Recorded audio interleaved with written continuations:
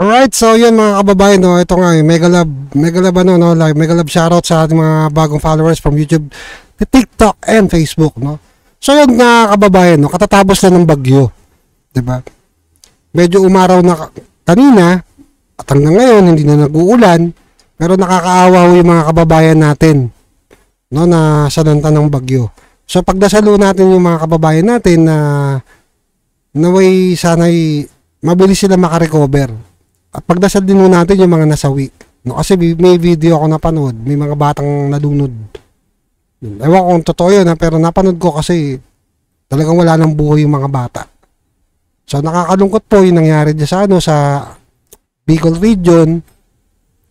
At ganun pa man, syempre parang Malaundoy yung nangyari, no? O Yolanda. Parang Yolanda yung nangyari sa Bicol. So nakakalungkot po talaga. Ang ating hindi ko palagi preparado. At hindi pa ho alam ang gagawin ng ating presidente.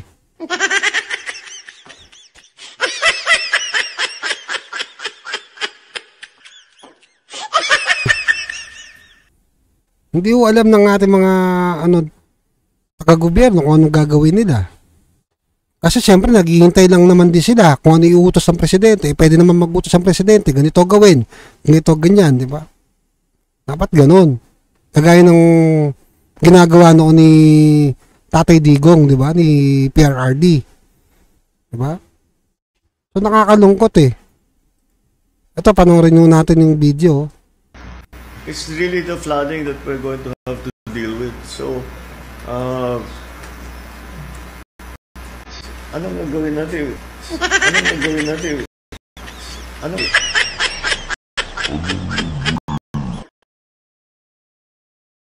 Mantakin ngayon, ang tanong niya, anong gagawin natin?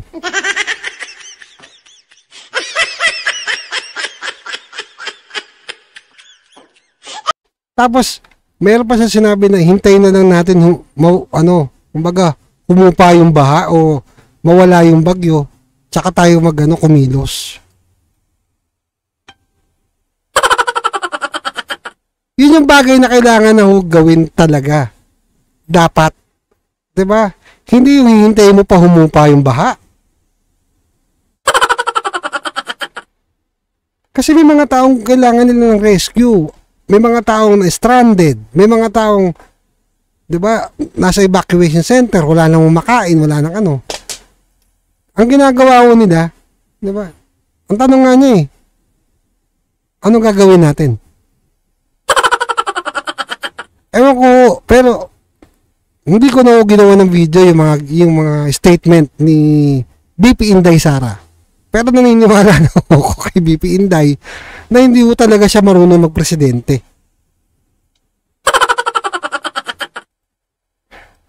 Di ba?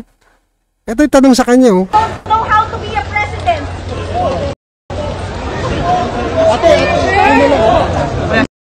Nakita nyo, tinawanan lang niya. Ay nako. Nakakaawa po talaga tong bayan natin. Matutusin. Nakakaawa po. Kasi wala ko tayong magagawa Nandyan na po yan Binoto nyo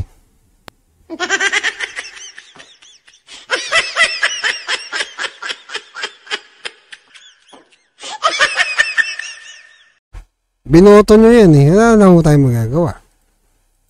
Wata, panoorin natin isang video. Ating mga kababayan sa Bawan, whatever you are witnessing right now ay hindi po mangyayari without the leadership of the best ever Speaker of the Congress of the Philippines.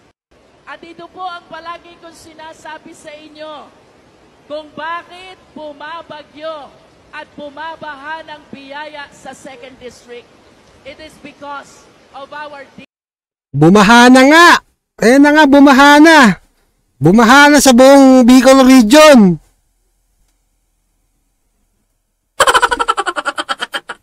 Diba? Mantakin niyo mga kababayan na ang nagpa-fact check na ho ngayon, hindi na ho yung mga kababayan natin. Ang nagpa-fact check na ho ngayon, 'di ba? Yung ano na, yung kalikasan na, yung nature na nagpa-fact check, 'di ba? Sa nangyayari na 'yan. Kasi ang laki-laki ho ng mga pondo niyan, 'di ba? Ayan oh. Makikita naman ho natin 100 million. 100 million structure to offer flood protection, Legazpi. 'Di ba? Albay. Sa Albay yan, Legazpi. 'Di ba? Ayan oh, kitang-kita eh.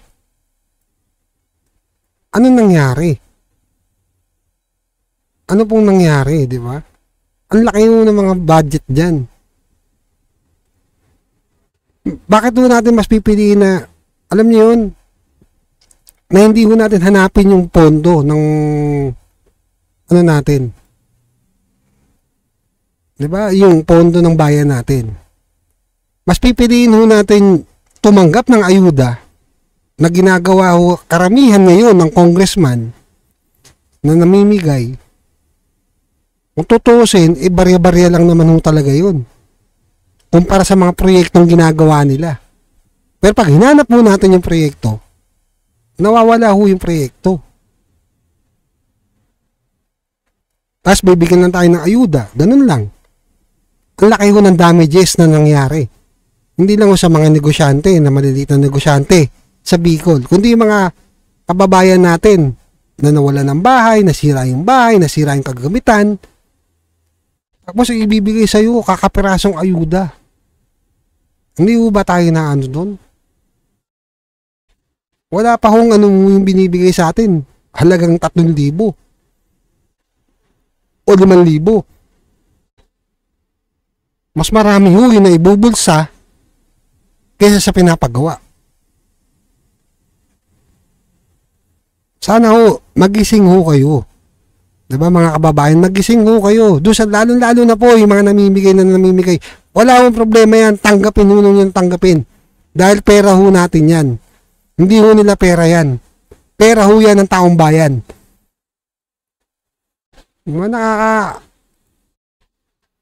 nakakatawa lang ho talaga.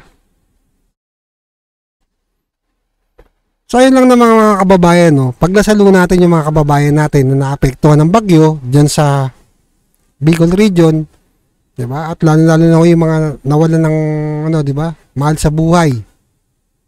Nakakalungkot man, pero wala ho tayong magagawa. Nandiyan na ho yan eh. Naway sana'y ano, 'di ba? Matutunan ho natin yung tama. Kasi ututusin ho talaga, marami pa rin hong Pilipinong tanga.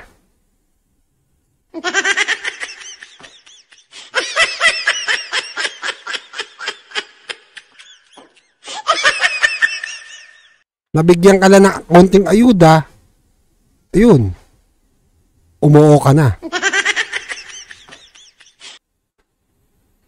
Naman nakakalungkot po.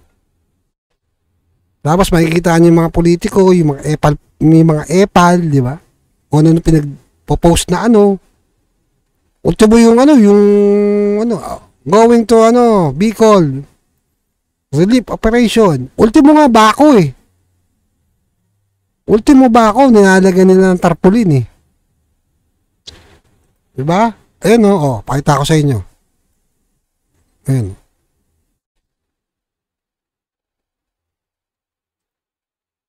Diyos mio, santisima. Nakakaawa ho talaga tong bayan natin. Dahil hindi ho natin alam kung hanggang kailan ho tayo magsasakripisyo. Kung hanggang kailan natin ho titiisin. Diba? Kaya ho sana, matutunan ho natin. Diba? Alamin ho natin kung sino po talaga yung dapat karapat-dapat na politiko.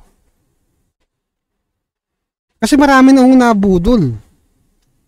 Ako, hindi naman ako isa sa bumoto dyan. Hindi ako isa dyan. Diba? Kung tutusin, hindi ako bumoto dyan. Ang binoto ko, iba.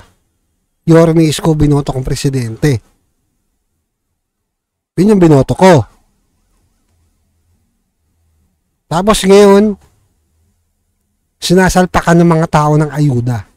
Kaya nga kung tawagin na ho tayo, Republic of Ayuda. Alright, so yun lang naman, no, at pinakita ko lang itong video na to at sana naman magising, lalo na papalapit tong eleksyon, diba? Next year, mabilis lang ho yan, ilang buwan lang ho yan. Tanggapin nyo lang ho yung ayuda, wala akong problema dyan. Pera naman ho natin yan pera na ho ng taong bayan yan diba? Pero iboto ho natin yung totoo, yung tama. Yun dapat ang natin. Excuse. Diba? Para hindi ho tayo magsisi sa bandang huli. Gaya ho na nangyayari ngayon. Right?